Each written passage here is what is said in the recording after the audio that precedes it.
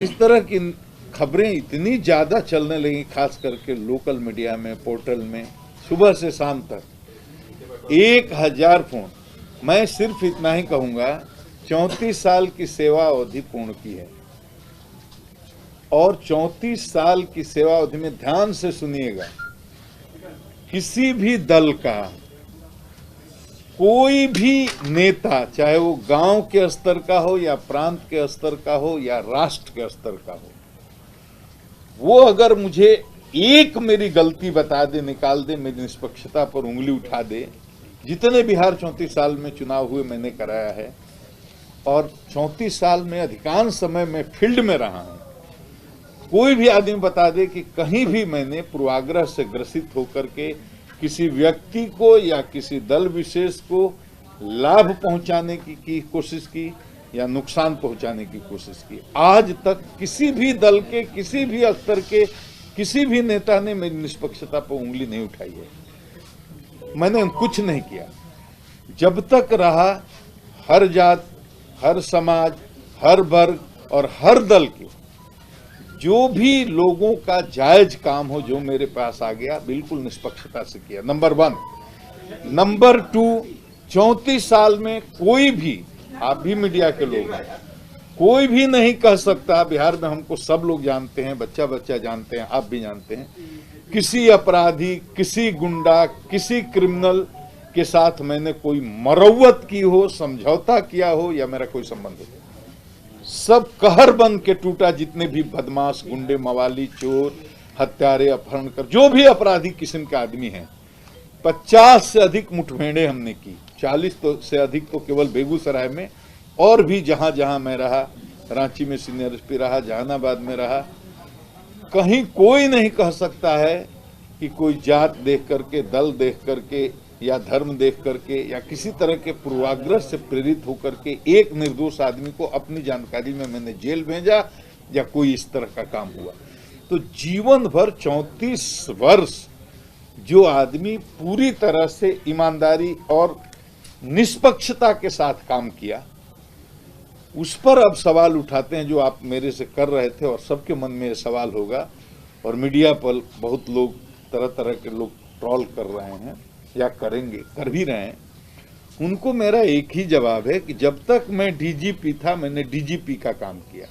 बहुत लोग सुशांत के केस से जोड़ करके मेरे इस्तीफा को देख रहे हैं या मेरे वीआरएस को देख रहे हैं। आपके मन में भी यही सवाल होगा। इसका मैं सीधा जवाब देता हूं, आप सुन लीजिए कि सुशांत के केस से मेरे वीआरएस का कोई लेना देना नहीं है। मैं इसका बिल्कुल तर्कपूर्ण आपको जवाब देता हूं। सुशांत के साथ जो भी मुंबई में हुआ, और उसका बूढ़ा बीमार लाचार बाप यहां रहता है, और मैंने उस हताश निराश बूढ़े बाप, जो मुंबई पुलिस के अनुसंधान से बिल्कुल ही हताश था, निराश था और उसको न्याय की उम्मीद नहीं थी, वो मेरे यहाँ आता है। और यहाँ बिहार पुलिस ने जो एफआईआर किया, अब माननीय सर्वोच्च न्यायालय ने उस पर ठप्पा लगा दिया है कि वो काम बिल्कुल संवैधानिक था, कानूनी था, उसमें कोई गलत काम बिहार पुलिस ने नहीं किया, इसलिए इस पर कोई सवाल नहीं उठ सकता। अनुसंधान करने के लिए टीम गई, इस पर किसी ने, माननीय सर्वोच्च न्यायालय का फैसला आ गया है कि उसमें कोई भी गैर कानूनी काम नहीं था। मेरी अनुशंसा पर बिहार सरकार ने सुशांत वाले मामले को जो सीबीआई को सौंप दिया, उस पर भी हल्ला हुआ कि अधिकार ही नहीं है। माननीय सर्वोच्च न्यायालय ने अपने वर्डिक्ट में ये भी इस्टेब्लिश कर दिया कि जो भी बिहार सरकार ने ये काम किया, सीबीआई को केस सौंपने का, उसमें कुछ भी गैर कानूनी नहीं था। हमारे अधिकारियों के साथ बेइज्जती हुई, इसके बाद मैंने हंगामा शुरू किया। हमारे अफसर को क्वारंटीन किया गया, उसके बाद मैंने हंगामा, प्रोटेस्ट करना शुरू किया। उसमें कुछ भी गलत नहीं था, क्योंकि माननीय सर्वोच्च न्यायालय ने खुद कहा कि जिस तरह से पटना के एक वरीय पुलिस पदाधिकारी को क्वारंटीन किया गया है, वो गलत है। तो जो भी मैंने किया एक डीजीपी की हैसियत से, और मैंने वो किया, और मैं लड़ा बिहार की अस्मिता के लिए, बिहार की प्राइड के लिए, सुशांत को न्याय के लिए। मैं उस लड़ाई को लड़ा और मामला वो अब सीबीआई अनुसंधान कर रही है। मेरी भूमिका वहीं तक थी, उसमें कुछ नहीं है। बहुत लोग ये भी कह रहे हैं कि जोड़ करके देख रहे हैं कि वो सुशांत के मामले को आप इसलिए कर रहे थे कि आपको राजनीति में जाना था। ये वो लोग कह रहे हैं जो मेरे को नहीं जानते। मैं बिहार की माटी का हूँ, गांव के गरीब किसान का बेटा हूँ। मेरे घर में कोई जज नहीं है, कोई कलेक्टर नहीं है, कोई कमिश्नर नहीं है, कोई नेता नहीं है।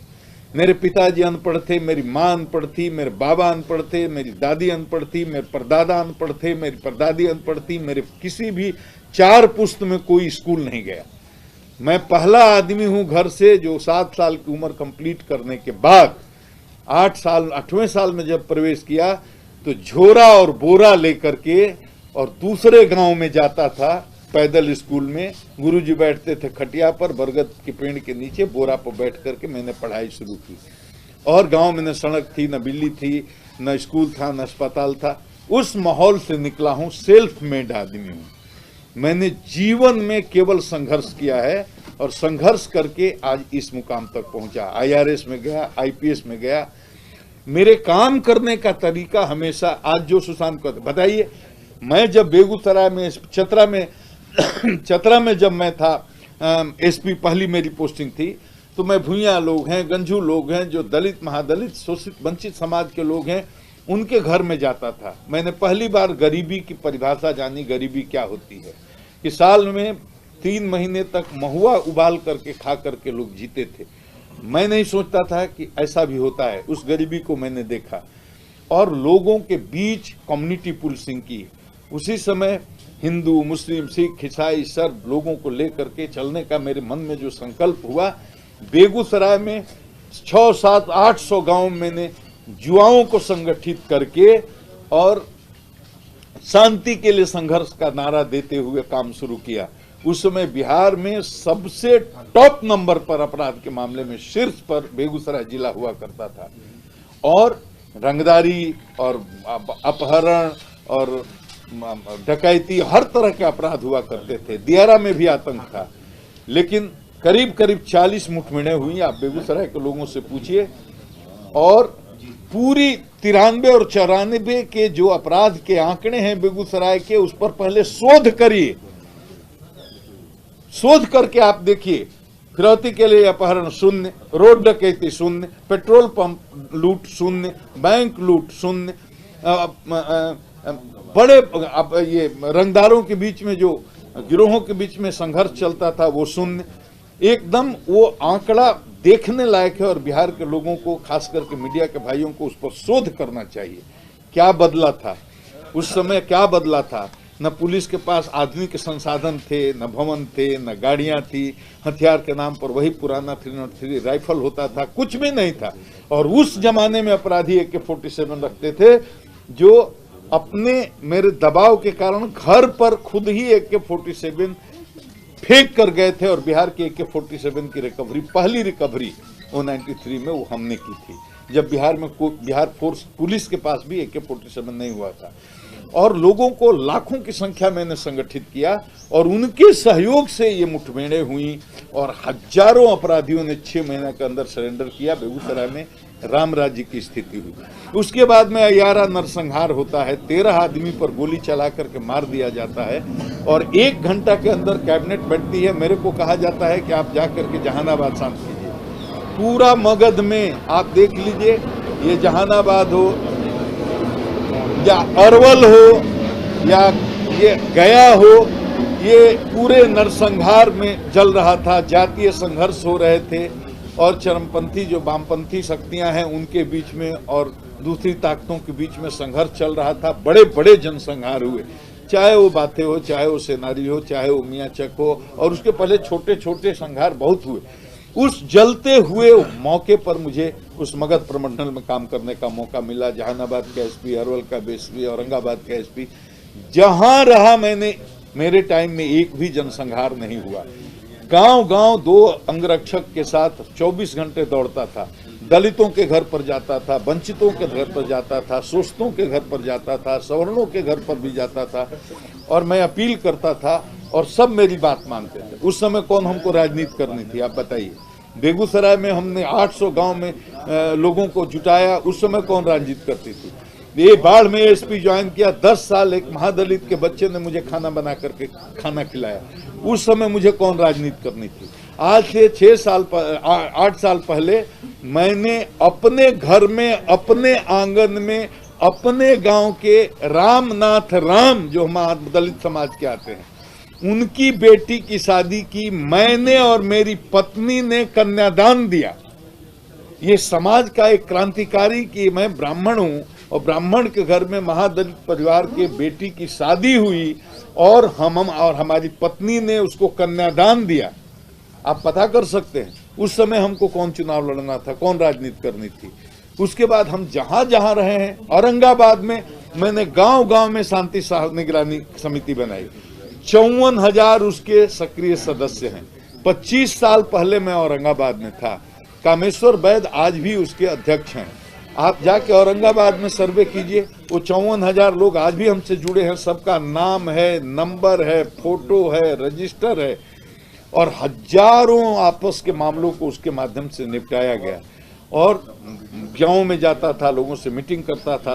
उस समय हमको कौन चुनाव लड़ना था, बताइए। तो उसके बाद जहां भी मुजफ्फरपुर में मैं रहा 6 साल, एसपी रहा, डीआईजी रहा, आईजी रहा, एडीजी रहा।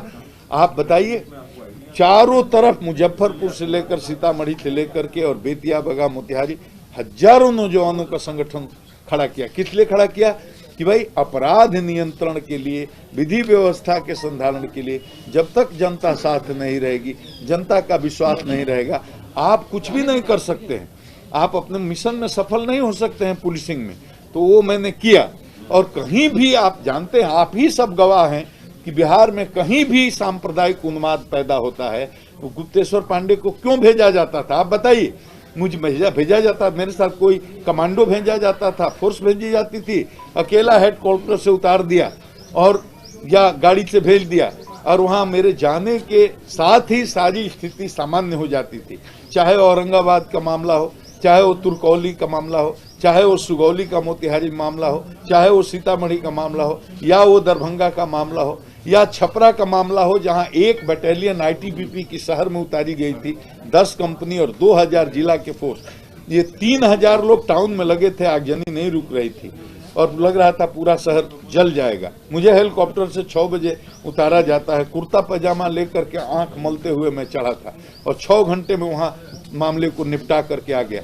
ये मेरी कोई ये काबिलियत नहीं है, ये मैं अपनी तारीफ नहीं कर रहा हूँ, ये केवल पीपुल कनेक्टिविटी के चलते होता है कि जहां भी कहीं। अच्छा, इसी साल का ले लीजिए, किस किस तरह के मामले आए जिसमें पूरे देश में कहीं भी विधि व्यवस्था की, मैंने कई राज्यों में बहुत ही परेशानी हो गई, लेकिन बिहार अपने, चाहे वो सीएए का मामला हो, एनआरसी का मामला हो, ट्रिपल तलाक का मामला हो, या कितनी स्थितियां परिस्थितियां आई जिसमें उपद्रवी तत्व समाज को बरगला करके विधि व्यवस्था की समस्या उत्पन्न कर सकते थे। लेकिन सीए, एनआरसी के मामले जो चले, उसमें भी बिहार अपनी धुरी पर खड़ा रहा। और देखिए, चाहे आगे से राजनीति कहां से करेंगे, किस दल से करेंगे, खादी में आप कहां जाएंगे, किस दल में जाएंगे, चुनाव लड़ेंगे, नहीं लड़ेंगे, क्या होगा? देखिए, आप जैसे भारत के एक स्वतंत्र नागरिक हैं, वैसे ही मनीष जी, मैं भी भारत का एक स्वतंत्र नागरिक हूं। आज के डेट में, आज की तिथि में मैं डीजीपी नहीं हूं। वो जो नियम कानून हैं जो सरकारी अधिकारियों पर लागू होते हैं, वो मुझ पर आज की तिथि में लागू नहीं होते हैं, क्योंकि कल ही रात में सेवानिवृत्त हो गया, मतलब ऐच्छिक सेवानिवृत्ति ले ली। मैं क्या करूंगा, देखिए, मैं अभी 5 बजे सुबह में सोया हूं, बक्सर के लोग आ रहे हैं, अभी हजारों की संख्या में आ रहे हैं, और बेगूसराय से लोग आ रहे हैं, जहानाबाद से लोग आ रहे हैं, औरंगाबाद से लोग आ रहे हैं। जिन लोगों से मैं जुड़ा हूं, लाखों लोगों से, कोई ऐसा जिला नहीं है जहां 50,000 25,000 लोगों से मैं सीधा नहीं, उनसे बात करूंगा कि मेरी सेवा किस रूप में चाहते हैं, उनसे बात करके फिर मैं तय करूंगा कि मुझे क्या करना है। ये बता दीजिए कि लोकसभा का चुनाव लड़ेंगे या विधानसभा का, लोकसभा का चुनाव लड़ेंगे या विधानसभा का? देखिए, मैं चुनाव लड़ूंगा, यही अभी कहा मैंने कहा है, और लड़ना होगा तो। सर, आपका वीडियो वायरल हो रहा है, आपका एक वीडियो बहुत वायरल हो रहा है उस पर, वो उस वीडियो से मेरा कोई लेना देना नहीं है। वो कोई एक लड़का है जो बिग बॉस में गया था, वहाँ का स्टार है, और उसने अपने स्तर से वो बनाया। बक्सर के काफी लोग आए हैं आपके पास, बक्सर के भी लोग आए हैं अभी। बक्सर के रहने वाले हैं, लेकिन खास कर देख रहे हैं बक्सर के पॉलिटिशियंस लोग आए हैं आपसे मिलने। ना कोई पॉलिटिशियन नहीं है मोटिवेट करने के लिए कि आप चुनाव लड़िए, क्या बोल नहीं, रहे हैं? वो तो बक्सर से भी दबाव है, बेगूसराय से भी दबाव है, जहानाबाद के लोगों से भी राजनीति दबाव में आने है, के लिए। हाँ, और वाल्मीकि नगर से, बघा से, हर जिले के जो हमारे लोग हैं वो कहते हैं कि आप यहीं चाहिए। किस पार्टी से लड़ेंगे? किस वाल्मीकि नगर का आपने नाम लिया, वाल्मीकि नगर का नाम लिया, क्या वाल्मीकि नगर लोकसभा चुनाव भी लड़ सकते हैं? क्यों हम लोकसभा चुनाव लड़ने लायक अगर समझेंगे अपने को कि हमें योग्यता है तो किस पार्टी से लड़ेंगे? किस पार्टी से? मैंने न कोई पॉलिटिकल पार्टी ज्वाइन किया है, न मैं अभी कोई पॉलिटिकल व्यक्ति हूं। जब ज्वाइन करूंगा तो आप सबको बता करके ज्वाइन करूंगा। सोसाइटी में काम करने का तरीका केवल राजनीति ज्वाइन करना नहीं है, बिना राजनीति में ज्वाइन किए हुए भी समाज में सेवा की जा सकती है। मैं जब तय करूंगा कि राजनीति में जाना है और तय करूंगा कि कौन पार्टी में जाना है, वो भी मैं बताऊंगा। डीजीपी के रूप में आपने मुख्यमंत्री नीतीश कुमार देखिए सेना वाले आप पर प्रहार कर रहे हैं कि आपने इस्तेमाल किया। शिवसेना वालों ने और जो किया, मैं अब एक महानुभाव वहां से बोलते हैं, अब वो तो किसी महिला के बारे में इतनी अभद्र बात बोलते हैं तो क्या करें। हमने बोल दिया रिया जी को कि उनकी औकात नहीं है कि बिहार के मुख्यमंत्री पर वो टिप्पणी करें। औकात का मतलब क्या होता है, आप अंग्रेजी में देखिए डिक्शनरी में, स्टेचर। हम कहते हैं बिहार के मुख्यमंत्री जो एक संवैधानिक पद पर हैं, या देश का कोई भी मुख्यमंत्री हो, हमारे यहाँ जो केस में अभियुक्त है, एक्यूज्ड है, जिस पर सुशांत की हत्या के साजिश का आरोप है, प्राथमिकी दर्ज की गई है, उस व्यक्ति को किसी संवैधानिक पद पर बैठे हुए व्यक्ति के बारे में कोई टिप्पणी नहीं करनी चाहिए। इसी अर्थ में मैंने वो कहा था। ये बताइए, आप डीजीपी रहे हैं, आप एक डीजीपी के रूप में आपने मुख्यमंत्री नीतीश कुमार को कहां पाया? बहुत करीब से आपने देखा, डीजीपी के रूप में नीतीश कुमार। बिहार के मुख्यमंत्री नीतीश कुमार के बारे में एक ही चीज मैं कह सकता हूं कि वो प्रशासन के मामले में, पुलिसिंग के मामले में बिल्कुल बहुत ही सख्त हैं। उनका विजन बहुत ही क्लियर है कि पुलिसिंग के मामले में किसी प्रकार का नाजायज राजनीतिक हस्तक्षेप वो न करते हैं, न कोई सत्तारूढ़ दल का व्यक्ति करे इसको वो बर्दाश्त करते हैं।